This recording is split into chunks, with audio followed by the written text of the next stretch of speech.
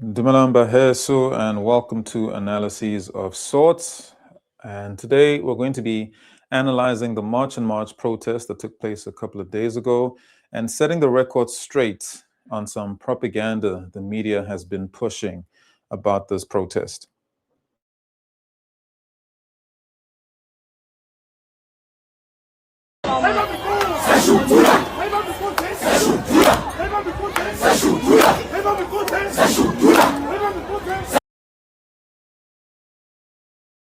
First things first, beautiful moment.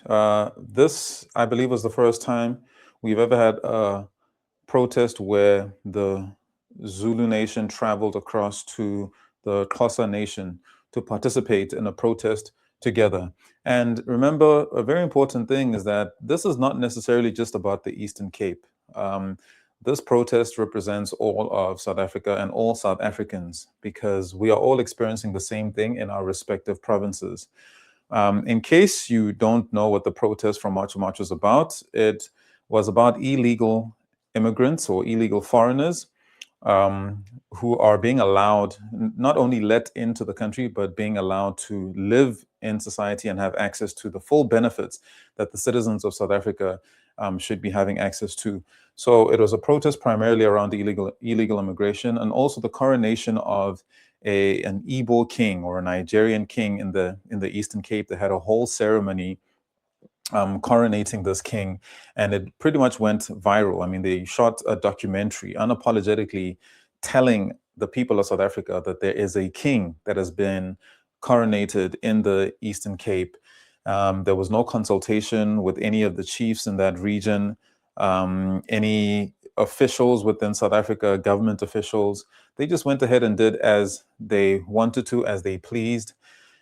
And it got a very big reaction across the country. And Jacinta, March and March, Action SA, all came together along with other civic groups and political parties to basically represent South Africans and be a voice for all South Africans to say that we have had enough of this type of behavior from foreigners who have a total disregard for our laws, for our customs, for our cultures, who have a very invasive attitude and invasive behavior and tendencies that need to be checked, that need to be corrected.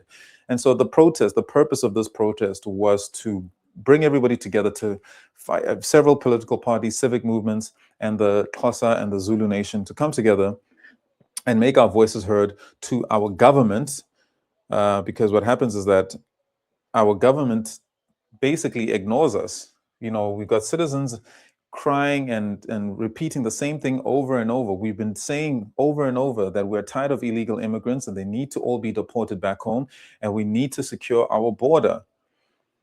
We need to shut down the border actually just to gain control over the situation because it has gotten so it's completely out of hand. The government has no control over how many people are entering into our country. And there's also a lot of border corruption that's taking place where the illegality is being facilitated by border management. And then there's also the UN who says that we're not allowed to turn people back when they're at our border, even if they're entering into the country illegally. And they say that the Constitution supports this illegal action.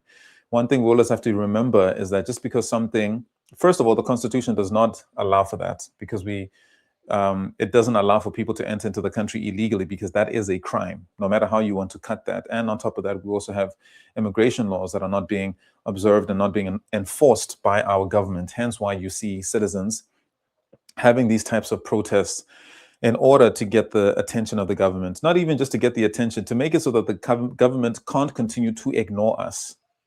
We're making things very difficult for the government to continue trying to ignore us because we understand that there is an agenda here. And we see it particularly with the media and how it chooses to omit certain things and how it chooses to put an angle, to put a spin on patriotic actions by South Africans. Everything now is being deemed xenophobic, irrespective of whether the argument is logical or not. They've found a narrative that they think is going to silence us. But one thing about South Africans is we're incredibly resilient. So let's continue to watch, and then we'll continue to analyze as we go ahead. So what you're watching here is the Xhosas and the Zulus. It was a beautiful moment. You know, the Zulu nation showed so much respect to the Xhosa nation. came to the Eastern Cape in humility and were well received by the Xhosa nation, Xhosa kingdom. And so, yeah, so that's what we're seeing here in the opening clip.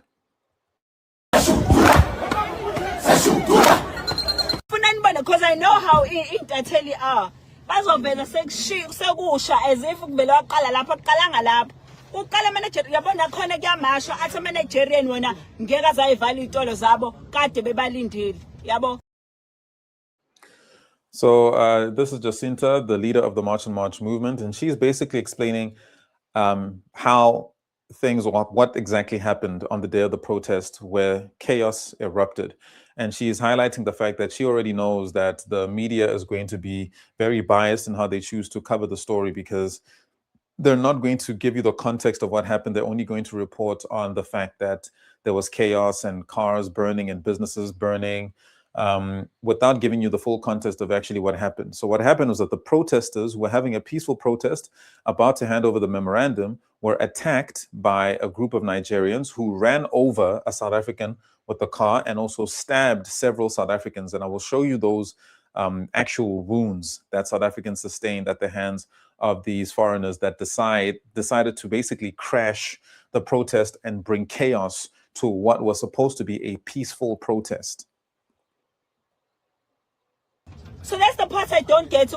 What does that mean? Mangabe nithi abantu bemasha nithi nangeni ivala izitolo zeni kanjani kanjani. Nisuka lapho nizogwa. So Jacinta's highlighting how there were some foreigners in that area that were defiant, saying that they were not going to close their stores and that they were going to operate their businesses as usual, as an act of defiance towards the protesters. So Jacinta's asking, like, how they had some nerve to say that to them, even though everybody knew that that day and that road was supposed to be shut down for this particular protest. On top of that, someone nimshayisa ngemoto. Yabo, abantu just lost it. After that, they lost it. Ngoba amaphoyisa nawo akhona. Maybe that's nangu umuntu wagibela. The nice thing is usimpi ugibe phe kwemoto le bes address kuyona, because isiphithi thina sinake ukuthi sekuzosayina memorandum. Kwa memorandum leyo ugcina ngasayinwanga. Ended up not getting handed over or signed because of this particular incident. Mind you, guys, a similar thing happened at the previous March and March protest 2 weeks back, where the memorandum was supposed to be handed over, and just before that crucial moment, something happened to destabilize and disturb the protest, and something made it so that that memorandum was not handed over successfully. Yet again, now in East London, as the memorandum was about to be handed over, chaos erupts. A Nigerian runs over some South Africans with a car, and then obviously the South African tries to pursue these people, and he ends up now getting injured by these very Nigerians who stabbed him and several other South Africans, and that's how chaos erupted. And that's where you started. What you probably saw on X or on the internet was just burning cars and burning businesses, and the journalism didn't give you any context as to what exactly happened. The journalism was probably very biased. They probably just said, oh, South Africans decided to burn and loot because of their jealousy of foreigners. That's what they always say. It's a very tired narrative. And once again, these are old apartheid tactics that were used even during apartheid, when South Africans were protesting and trying to fight against the government. The media would always cover stories in a way that presented Black South Africans as these savages that were unreasonable and ungovernable, just rampant. And there was a word a Nigerian journalist used. He said rabid. All these implications. Somehow when Africans talk about us as if we're these wild animals, it's never considered xenophobic. But if a South African were to speak about a foreigner in that way, we would all be labeled as xenophobic. But apparently foreigners can say anything about Black South Africans, and it's totally allowed. It's totally okay because they have justification. But South Africans never have any justification for their anger or their actions we're always xenophobic no matter what. That is the narrative that has been pinned on us, and we will not be silenced by this. And we keep saying over and over that foreigners can call us anything that they want. They can call us any nasty name that they want. It's not going to stop us from defending ourselves in our own land. We will not allow people to invade our land, and we will not allow the government to use foreigners as pawns to fight us and invade us and take over our land in our own homeland that we're supposed to defend. We are supposed to defend our homeland. Okay, so Jacinta's explaining exactly what was happening, that the memorandum was supposed to be handed over. It was a peaceful protest, and then this event happened. Futhi bekhona ngaleso sikhathi bekusakhuluma ingizwe estage nangu phela umthatha eduze kwakhe nami kuthiwa ngilinde la sengizolandela bese landela kanjalo kwathi kusanjalo hayi nakho sesiyeza kuthiwa umuntu segwaziwe mase gwazile agibele stage at the same time, and I'm surprised ukuthi azikho into azithele. So while the cameras were on recording and the memorandum was about to be handed over, the person who had just gotten stabbed by the Nigerians ran on stage to say that he had just been attacked. And I'm going to actually show you this footage. You see the massive stab wound on his back. I don't know if he's still in hospital now, 2 days after the protest, but it was a pretty nasty wound. And I hope that he, and along with all the other South Africans that were stabbed that day, are okay. Guys, there are always these types of altercations and things that happen at every single protest. If you remember last year's protest, somebody in Durban, somebody dropped a can of paint onto one of the protesters from their window, and it landed on one of the protesters on her face, and she was describing how it actually had a burning sensation. I mean, guys, these are very, very serious. People could seriously get hurt. And unfortunately, because these foreigners are acting out of cowardice, they're just trying to take cheap shots by attacking a crowd randomly, indiscriminately, without really caring who they might injure or not. And yet somehow this doesn't make headlines or front page news. It's always ignored. But if a South African were to do something similar to a foreigner, you'd hear the headline saying, oh, fresh xenophobic attacks from South Africans yet again, because this is a pure narrative. There is no truth in anything that is being said about South Africans. It's all narrative. South Africans are being provoked, and then when they react, the reaction gets covered as a story in isolation, as if South Africans just wake up and decide to start attacking foreigners. If you get provoked repeatedly in your in your homeland, you're eventually going to react. You're going to respond. You're going to take action. And trust me, South Africans, we always take legal action. We always try to do things the right way according to the law, and we get ignored by law enforcement. Why? Because one, yes, our law enforcement is corrupt, and two, there's a lot of bribery that's taking place where foreigners are basically bribing our law enforcement and our officials, keeping them in their pockets to ensure that they can get away with the crimes that they're committing in the country. So as South Africans, we literally have nobody to turn to as far as law enforcement. We speak to the government, we get ignored. We go to the police, we get ignored. We go to the media, they spin a different story from what actually happened. So, you know, we protest, we get attacked during the protest, and then the media covers our reaction to getting attacked as opposed to the full context of what happened. We have absolutely no representation, guys. We are literally fighting on our own with the whole world being misinformed about what's truly going on because of how the media is choosing to cover these stories. It's the exact same apartheid tactics that were used back in the day. During the days of apartheid, anytime Black South Africans were trying to fight and defend themselves, they were labeled as terrorists, Black savages, ungovernable, out of control. And that was the perception of Black people across the entire world. And as it is today, that South Africans are xenophobic and South Africans hate Africans, Afrophobia, it's a narrative, nothing more, just a narrative that keeps being pushed with no context, with no background information as to why did the South African respond or react in that way? What happened prior? They never tell you what happened before. The narrative is that South Africans wake up every single day deciding that they want to go and attack foreigners for no reason whatsoever, unprovoked. That's the story that is being sold to you. So guys, you've got to open your eyes. You've got to wake up. I'm hoping that I can reach as many Africans as possible, because Nigeria seems very adamant to try to create a narrative that South Africans are xenophobic against them.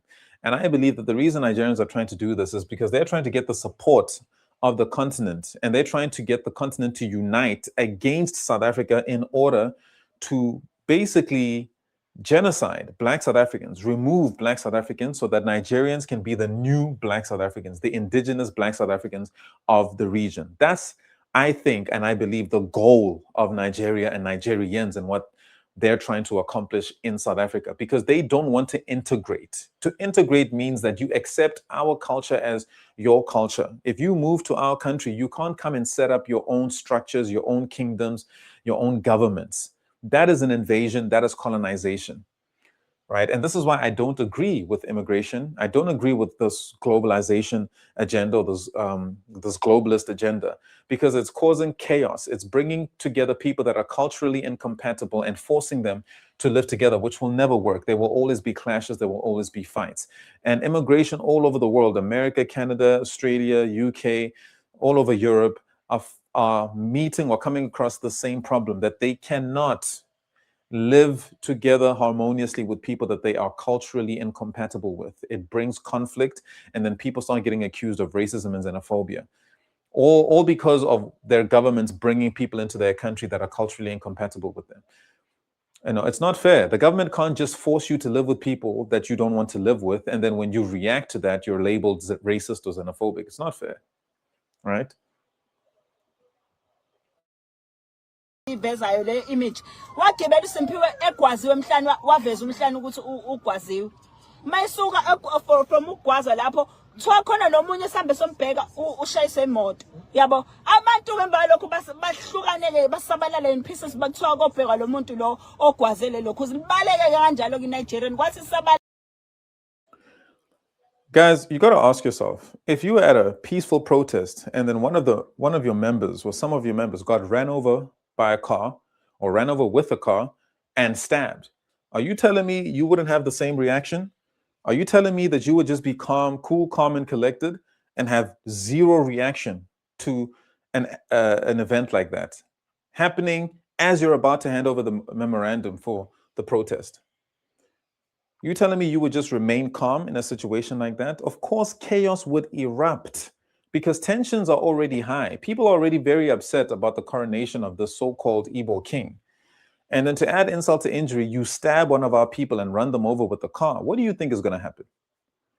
In your own country, you tell me what would happen if this was happening in your country, if foreigners ran over your people and stabbed them after coronating a king.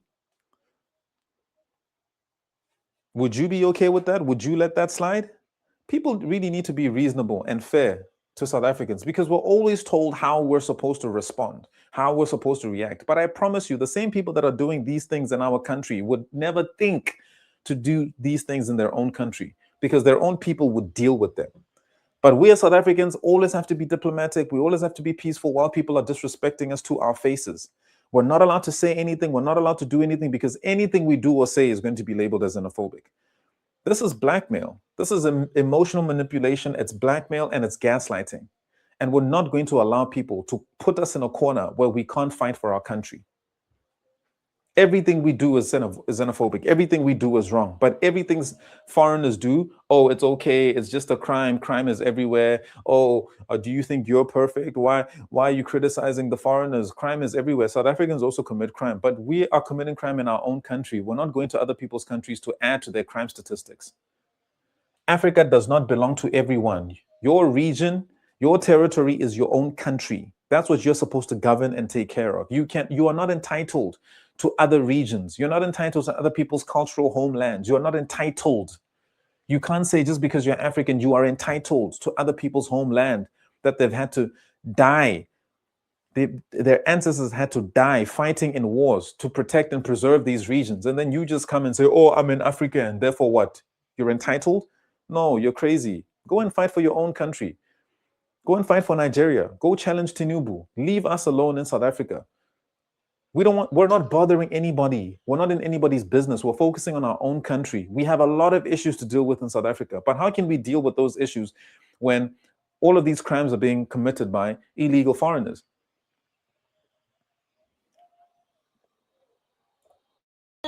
hayi ke manje ke umphakathi wonke abantu bala khona ngisho ivideo engiyishuthi bavela bathi nawo amazulu bajabula bathi kade sinilindile. They started going crazy abantu bakhona, but they started going crazy bejabulela nje ukuthi nawo amazulu, and into sebeyenza ke lapha ngoba nisibone nje asikho ngisho ukuba khona. The Xhosa kingdom was very happy to see the Zulu kingdom. That for me is such a beautiful thing. And guys, we need to continue to ride this momentum of cultural unity. We know we don't have tribalism in South Africa, and xenophobia.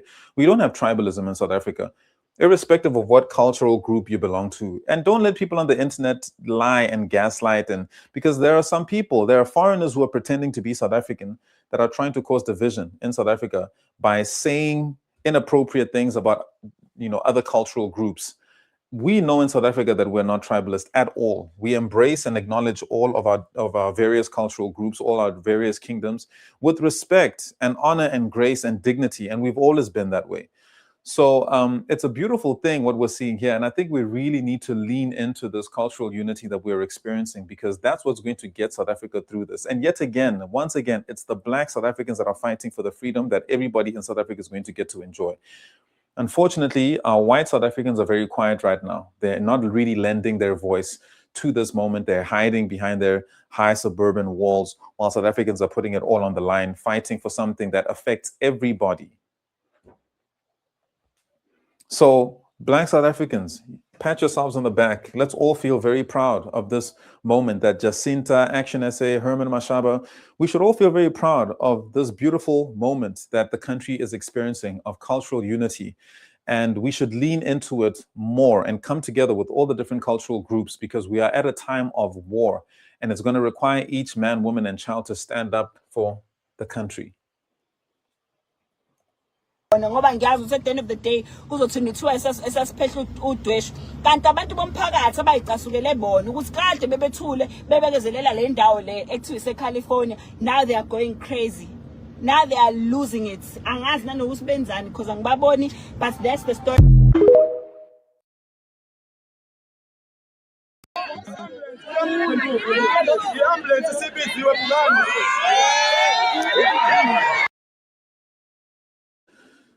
Guys, that is a deep wound. This is attempted murder. And I sure hope that March and March open a case against this person or these people, because they were trying to kill this person, this South African, at a protest. And I'm going to show you the other injuries that South Africans sustained at the hands of this attack by foreigners. You tell me, what do you think the foreigners are trying to tell us when they attack us during a protest? That level of provocation is an incitement of war. They're basically saying that they're not scared of us. They're basically daring us, challenging us to take things further, to escalate this matter. I'm of the belief that I think a trap is being set for Black South Africans to walk into, because I believe that the media has already made up their minds how they're going to cover our retaliation, that it's going to be covered as if it's this rabid act of xenophobia with no context behind it whatsoever. But we're constantly being provoked. And I'm not just talking insults on the internet. We're getting outrightly attacked, and our people are getting ran over with cars and stabbed. That's attempted murder. We are well within our rights at this point to defend ourselves by any means necessary, because our lives are at risk now. And the government and Ramaphosa is yet to comment. He hasn't said anything about the events of both the marches that have just taken place over the past 2 weeks. Mind you, there's another one coming. So we're going to force Ramaphosa to open his mouth and address South Africa about illegal immigration. We're going to make him say it. Instead of saying undocumented, no, illegal foreigners. Say it, Ramaphosa. Say it.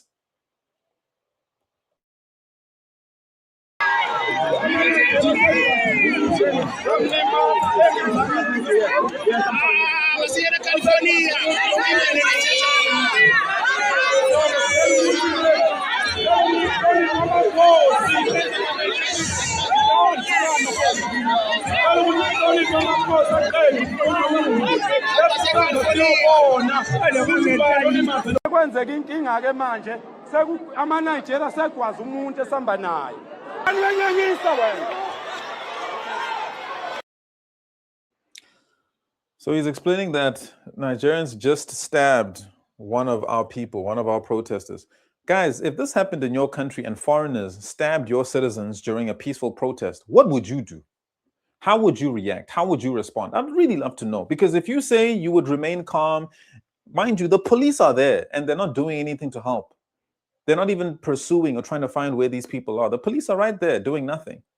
You tell me what you would do. You wouldn't take the law into your own hands?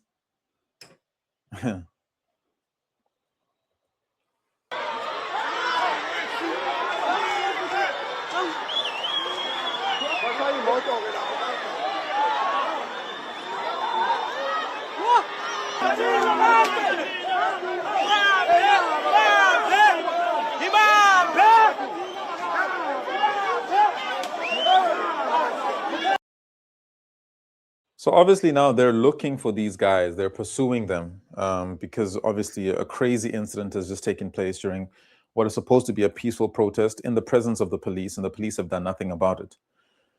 What would you do if this was in your country? I sure as hell know you wouldn't have remained calm.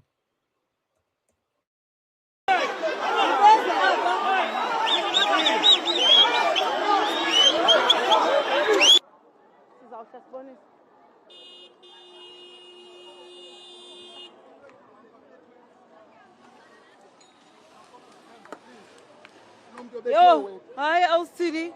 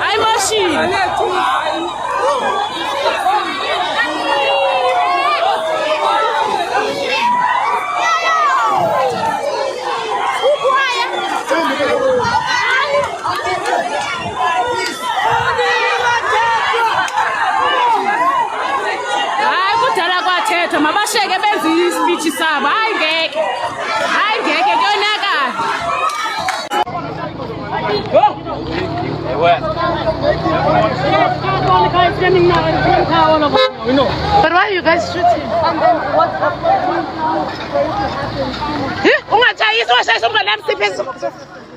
Already my car here, you know. Yesterday, you know, it happened not colonized. Time, you know. Guys, they are to up. Like they're shooting back in a literal sense. Now,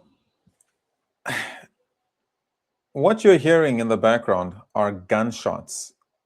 Who's shooting?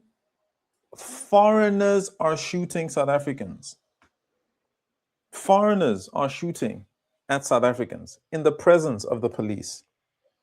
Question: How do illegal foreigners have firearms and weapons in the country? They've got AK-47s, heavy stuff, military-grade weapons, but they're illegal.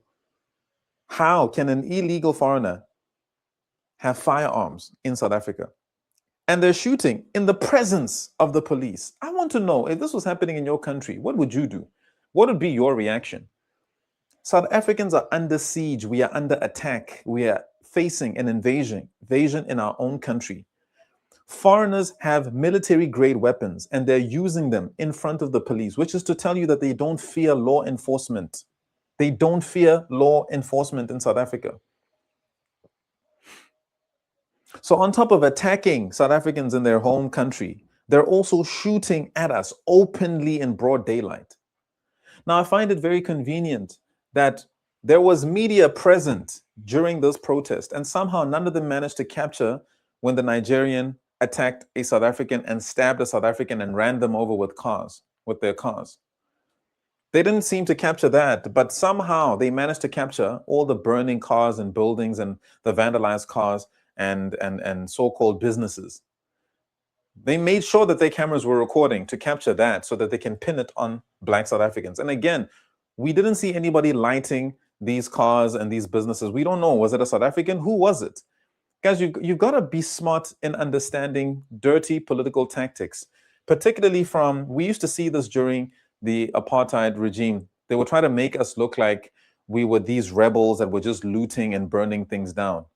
Sometimes they send people as moles to incite these types of things. They send people to be part of the protest, to blend in, and then they start something or spark something off that the cameras can be there to conveniently capture, to characterize the entire protest as just a violent vigilante protest and looting.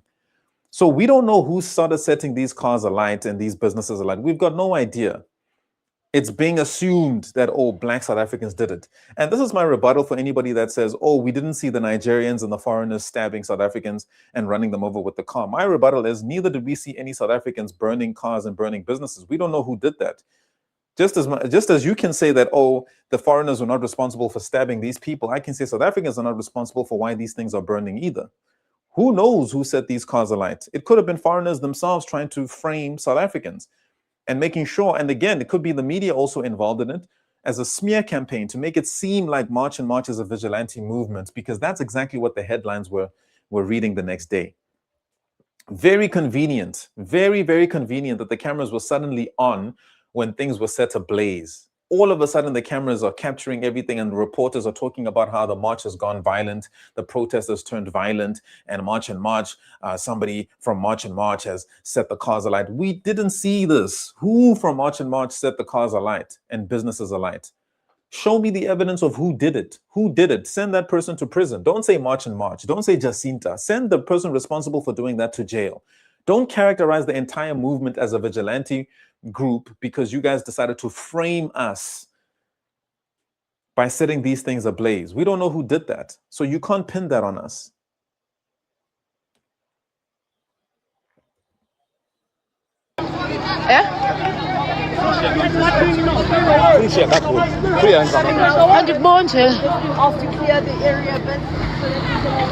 As it's burning, everything is burnt.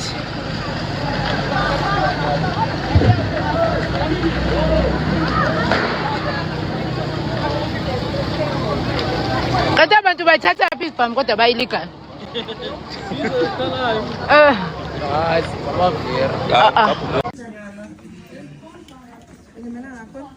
Ngikwazi ukubona.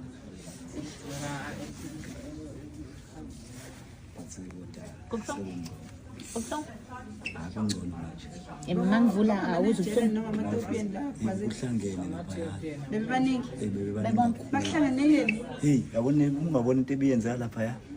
Hey, because bese sisesenta.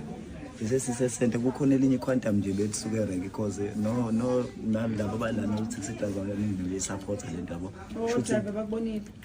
shuthi besamba nabo shuthi mangabe sesilokhuza mengithi ngiyabona hayi labantu baningi ngizama ukuthi ngibaleke nalo bethi abaleke nabanye nabanye babaleki basame endaweni eyodwa bathi mina la ngibalekela khona ngiyabona ukuthi cha umgaqo uyaphela umgaqo sizama ukubuya mangabe sibuya sengithi ngizosiza nangumfethu kanti bamshayisa ngemoto yena so mangabe sengibuya sisibaleka sibheke izandla ngoba nequantum iphelile la ikhona uzamile ukuthi abaleke nayo bese ngibuya sengithi ngizomsiza sesidlulile kodwa sesibotha sesiphunyukile ngezwe nje la ngemuva ngitsho ukuthi mhlawumbe yitshe because ngoba ngigcine ecoshije ngisezela kuyena mase ngigijima ngiyazi ukuthi hayi cha ngemanzi bahlangene wonke ama-Nigerian nama-Ethiopian hlangene bakushayisa kanjani ngemotweni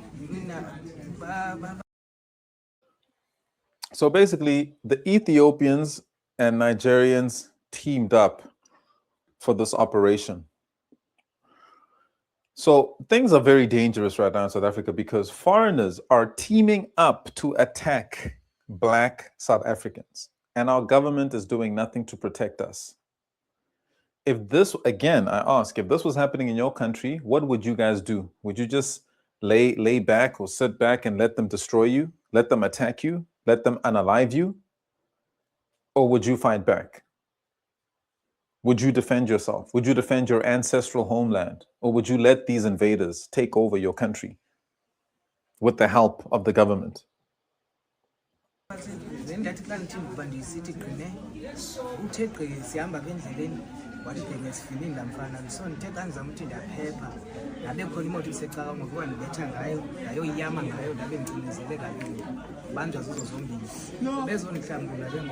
wena uzama ukusiza yena basisebekwaza wena mina ngithi nje uzama ukumsiza and bazovele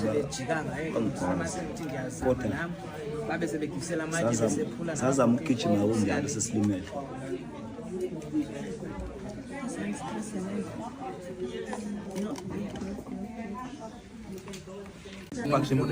Also kuphansi. and then ithi ndabona baya-attack on pakisha imoto xa ngizama umbisa imoto ndiphume emotweni laba babonile xa besehle emotweni abeza kum ke ngonani Ngincane sasiqede nabo bhuti encane 1 second so manje. So bekum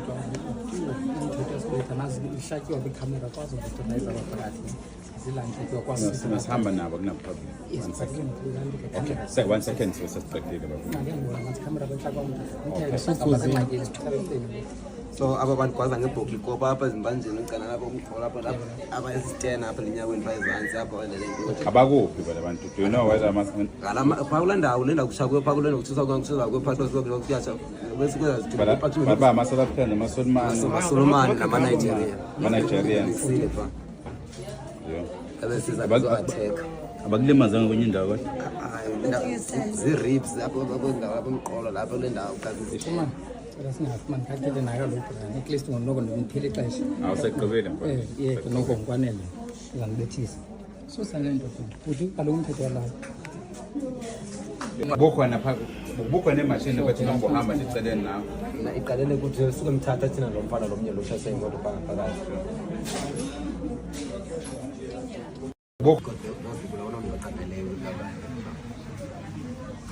bakukwazile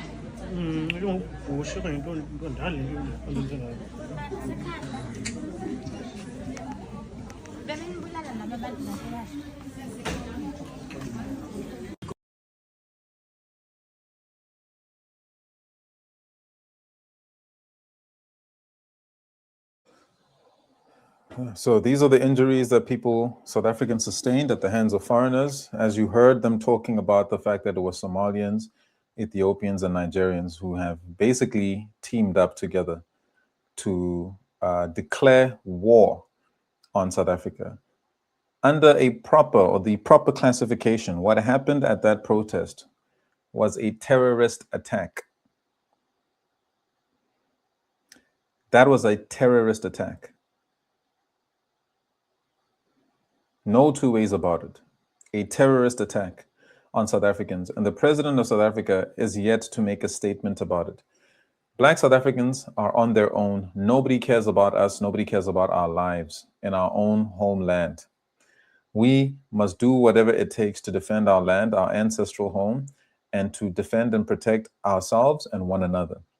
Whether you want to label that as xenophobic, you can go ahead and do that. But we are in our country minding our own business, and people are coming from outside attacking us and obviously aided by our government, just like it was during the days of apartheid, when the government would attack us, and any pushback that we would give, any fight back would be labeled as, oh, we are being terrorists, etc., etc. How can we be terrorists in our own country? So South Africa is being invaded by foreigners, and what we're seeing now is a series of terrorist attacks led by Nigerians. You tell me, what would you do if this was happening in your country? I know for a fact you wouldn't just roll over and let these people continue to attack and massacre your people. So whether you want to call this xenophobic or not, be our guest, be my guest, we don't care. We are going to do whatever it takes to defend our homeland and to defend ourselves and our people.